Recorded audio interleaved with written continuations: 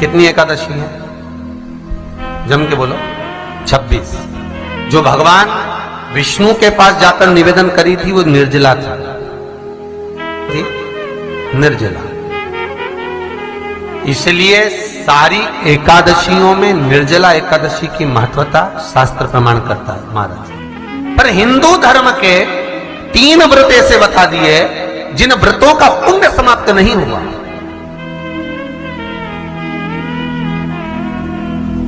हिंदू धर्म के 3 व्रत ऐसे हो गए जिनका पुण्य समाप्त नहीं हुआ महाराज। लो, जिनका पुण्य प्रबलता में बढ़ता गया।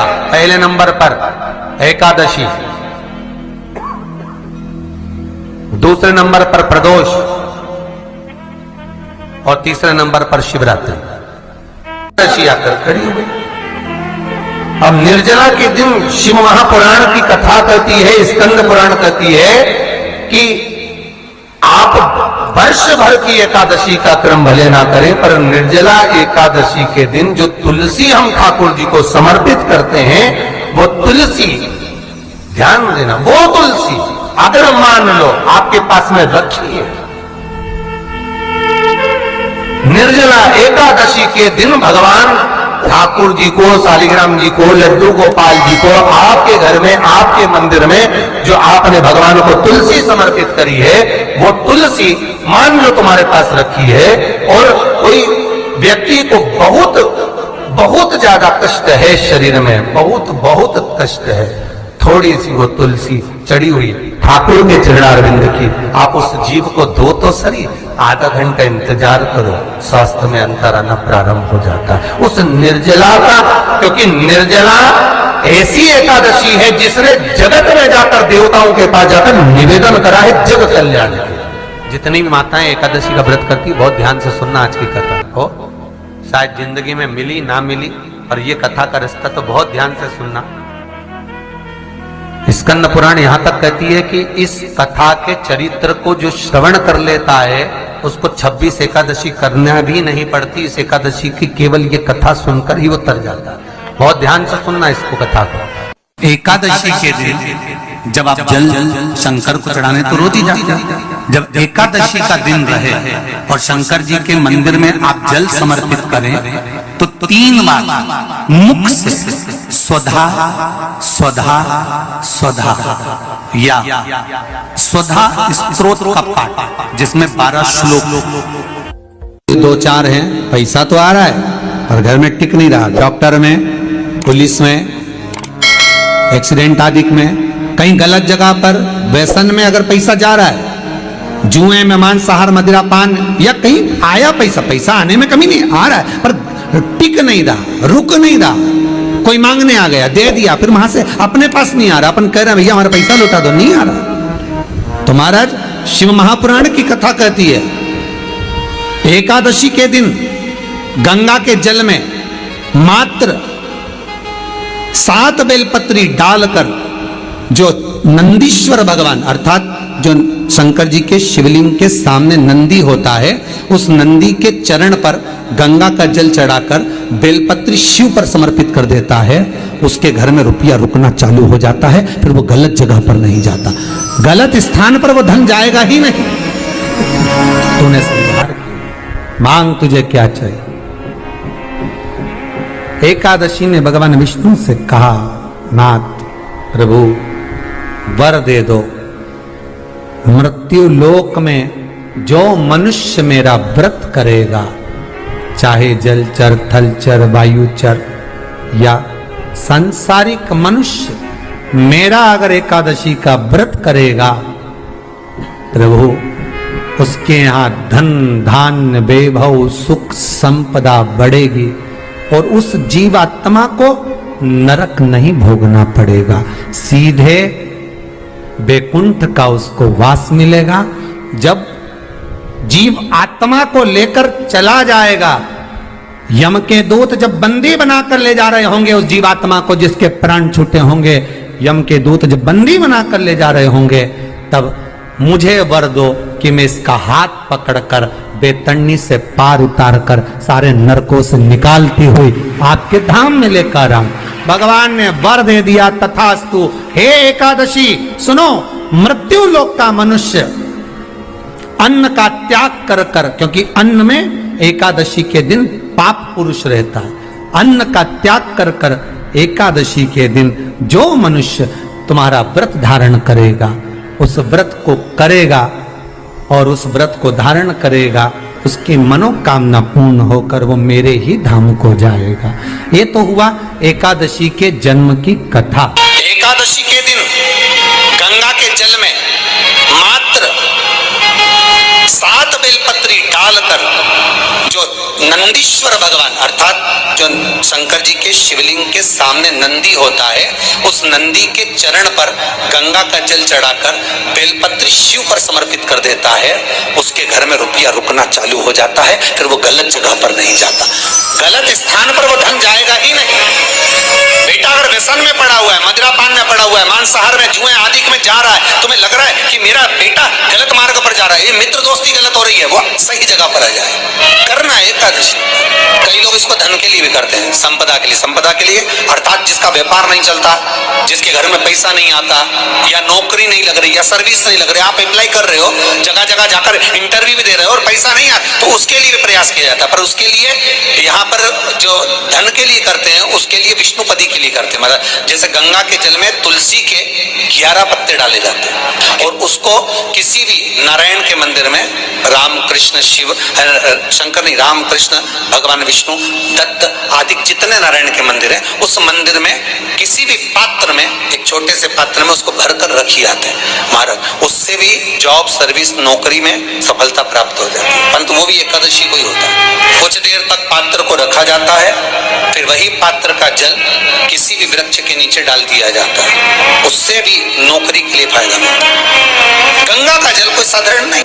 दशमी, एकादशी और द्वादशी, इन 3 तिथियों पर एक रोटी में थोड़ा सा मीठा रखकर सोमक पितृ का नाम लेकर यदि गाय को खिला दिया जाता है, तो अगर कोई पूर्वज प्रेत योनि में भी पड़ा हुआ होता है, भटक रहा होता है, जिसको पिंड नहीं मिला, जो अचानक मर गया होता है, अधोगति में चले गया होता है, उस जीव की मुक्ति दशमी, एकादशी और द्वादशी, ये 3 दिन सोमक पितृ का नाम लेकर रोटी में, पूरी में मीठा रखकर अगर गाय को खिला दिया जाता है, ये 3 दिन तक, तो वो पितृ कभी भटकते नहीं है, उनको मुक्ति प्राप्त हो जाती है, मोक्ष में। नहीं, एकादशी है कौन, क्यों इसकी इतनी प्रधानता है, क्यों इसकी पुण्यता है, ऐसा क्या है एकादशी में जो इसकी पुण्यता मानी जाए? कौन है ये जो भगवान नारायण तक एकादशी का व्रत करते हैं? सुभद्रा जी को भगवान जगन्नाथ ने, जगदीश ने एकादशी का व्रत कराया था। बद्रीनारायण भगवान को माता लक्ष्मी ने एकादशी का व्रत कराया था। क्यों? चंद्रायण एकादशी व्रत की माता। एकादशी है कौन? तो कहा जिसको व्रत करने पर भगवान नारायण भी जिसका व्रत करते हो, भगवान माता लक्ष्मी जिसका व्रत करती हो, वो एकादशी है कौन? तो शास्त्र वर्णन करता है महाराज, स्कंद पुराण का सुंदर चातुर्मास्य खंड के अंतर्गत वर्णन आया है महाराज। एक बार भगवान विष्णु आनंद में विराजमान थे, पद्मावती और माता लक्ष्मी दोनों उनके पास में विराजी हुई थी। भगवान लक्ष्मी और पद्मावती दोनों बैठी है, एक सिर के पास, एक चरण के पास। कुछ समय बाद वहीं पर ब्रह्मदेव का आगमन हुआ और ब्रह्मा जी आगमन पाकर भगवान नारायण पद्मावती से लगकर उठे और उठकर लक्ष्मी की ओर झुके। झुकने पर इन तीनों के समागम से भगवान नारायण के हृदय चित्त से एक कन्या प्रकट हो गई। उस कन्या का नाम एका था। क्या नाम था? एका। अब 10 उसके गुण इतने प्रबल थे, वो 10 गुण उसके बड़े प्रबल थे कि वो एका जिसको निहारती थी उसको संपदावान बना देती थी, जिसको देख लेती थी उसके जीवन में वो आनंद की अनुभूतियां करा देती थी। एका जिस मार्ग से जाती थी उस मार्ग के द्वार खोल देती थी। एका का पुण्य इतना पुण्य प्रखर। पद्मावती और लक्ष्मी ने कहा महाराज ये बेटी आपके द्वारा निर्मित हुई है, इसका कन्यादान करना चाहिए। हमारे यहाँ हिंदू धर्म में रीति है, जिस दिन कन्यादान करा जाता है उस दिन व्रत रखा जाता है। अब आजकल रखते कि नहीं रखते मालूम नहीं, पर कन्यादान करते समय व्रत रखा जाता है। व्रत रखना, एका का कन्यादान करना है। भगवान बोले कन्यादान करें, किसको दें? एका किसको दी जाए? एका प्रदान किसको करी जाए? पुण्यता किसको दी जाए? भगवान नारायण ने उसी समय लक्ष्मी और पद्मा से पूछा, तुम एकादशी के दिन जब आप जल शंकर को चढ़ाने तो रोज ही जाते, जब एकादशी का दिन रहे और शंकर जी के मंदिर में आप जल समर्पित करें तो 3 बार मुख से स्वधा स्वधा स्वधा या स्वधा स्तोत्र का पाठ, जिसमें 12 श्लोक 2-4 हैं। पैसा तो आ रहा है पर घर में टिक नहीं रहा। डॉक्टर में, पुलिस में, एक्सीडेंट आदि में, कहीं गलत जगह पर, व्यसन में अगर पैसा जा रहा है, जुए में, मांसाहार, मदिरा पान, या कहीं आया पैसा, पैसा आने में कमी नहीं, आ रहा है पर टिक नहीं रहा, रुक नहीं रहा।